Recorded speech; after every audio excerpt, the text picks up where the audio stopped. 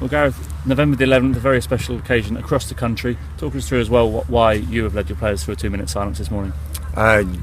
People know that November the 11th is a big day across Europe, you know, and I don't think we can ever forget the sacrifice that some people gave for their respective countries, no matter who it was, you know, and falling in battle, whether it's right or wrong, which a lot of people get mixed up with now, whether the war's right or wrong. It's people fighting for their country, being told to go and fight to a country they love, and falling in battle. I'll never let them be forgotten. I've said that as soon as my boy's old enough, he'll be over there to the Somme like we did a few years ago, and remembering and a bit of history. So there's a lot of confusion in the world at the moment. There seems to be a lot of hate around at the moment. But these days are really important, and I think when you can get your boys together and do something like that, it means a great deal. And I'm very proud to be able to do something like that for those who've fallen for us.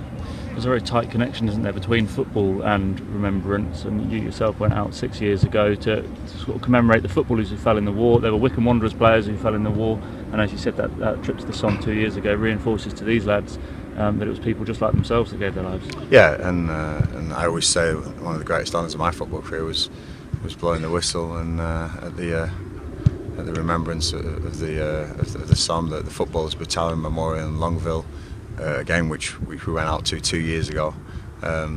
Real special moment for me, and humbling, and you know, it's amazing to think what people did for their country and did for each other.